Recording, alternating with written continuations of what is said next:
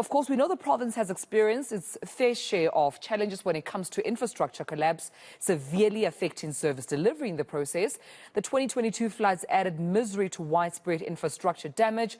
Residents have pointed to possible sabotage as we understand pump supply has now been damaged. In some parts of Durban, tankers are being used as an emergency situation. And eNCA senior reporter Dasen Thathiah is on that story and joins me now to give us the very latest from where he stands. Dasen, a very warm good morning to you. How severe is that damage? I mean, we understand dating back as, April of 2022 during the floods, and we know that natural disaster having a knock-on effect now on water supply.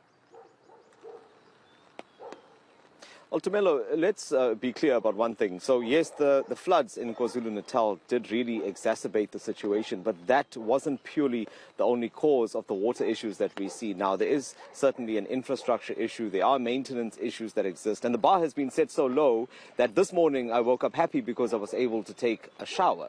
And I say this because over the weekend, there were many parts of Durban that didn't have water. Yes, admittedly, this was because there were some maintenance and repairs that needed to be carried out. But this comes on the back of a massive water shortage in the north parts of Durban.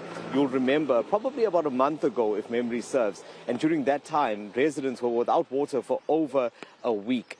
And I think worst of all was that it became extremely difficult for the municipality to pinpoint the problem.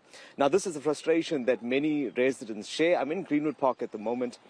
This is Ward 34 of the eThekwini municipality, and I'm on Rosary Road. And the reason I'm here is because you spoke about the floods. You know that there are heavy rains at the moment, and this is some of the damage that has now been caused overnight.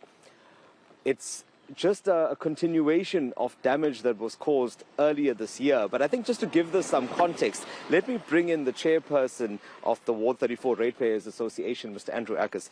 Andrew, thanks for joining me on this cold and rainy day. Thanks, Darcy. Firstly, just give me some context. You were telling me a little bit about the damage that was caused during the past few months here. But this has also some impact on your water supply. Yeah, well, Dasen, this is a recurring problem. This is the third time that this part of the road has been washed away.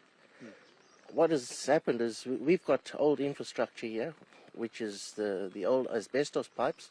And when municipality come and fix, all they do is replace a little section of asbestos with PVC.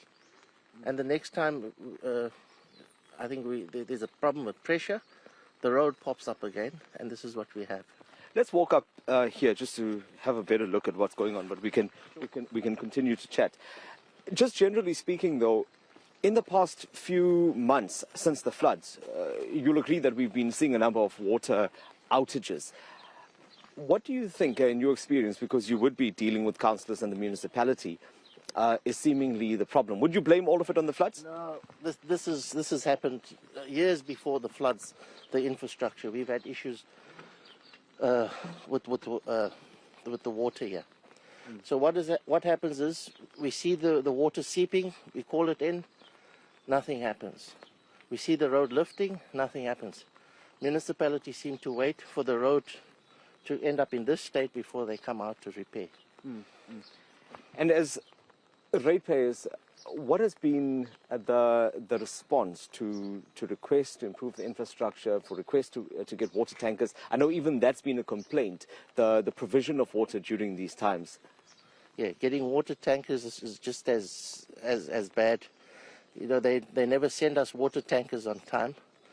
Our council is not proactive in securing or procuring these water tankers. Residents have to physically go down there to the dispatch centre and plead with the dispatchers for water tankers. So where does that place you? I mean, what recourse do you think you have? Because this is not a problem that's exclusive to where we're standing now. It seems to be a widespread problem. Do you get a sense that the situation can be managed? Well, at the moment, it doesn't seem like the eThekwini municipality can manage it. They need a third party to come in and manage it for them. They're failing. They just don't have the expertise. Appreciate your time. Thank you so much, Andrew Ackers there. Tumelo, I think this is a concern, or these are concerns that are shared by many residents during this time, especially because there is a sense that the problem is bigger than the municipality at this point. We will also be engaging with the water and sanitation unit at the eThekwini municipality later this morning, and we'll be able to bring a comprehensive update on exactly how they are dealing with these ongoing water cuts. And I think the bigger question is when we will be at a point when we can finally stop blaming the 2022 floods for the water outages that we see. Absolutely. Dasen, and we'll be sure to come back to you, colleague, as soon as you're ready with that conversation. Of course, we understand KwaZulu-Natal also facing interruption, water shortages and cuts, residents not being too happy about this. Because remember, even with the cuts, they continue to pay for services, but it seems that none are being received at this point. And is it a matter of capacity in terms of skills? Do those who have been designated in resolving this matter actually, have the intel and know-how and the skills to resolve the water crisis? We'll delve into more and other issues around the water infrastructure, also seemingly worrying South Africans that it could lead to a collapse, or perhaps residents and authorities may say not at this stage. No reason to believe it will. But we'll keep you abreast with all that and more right here on eNCA.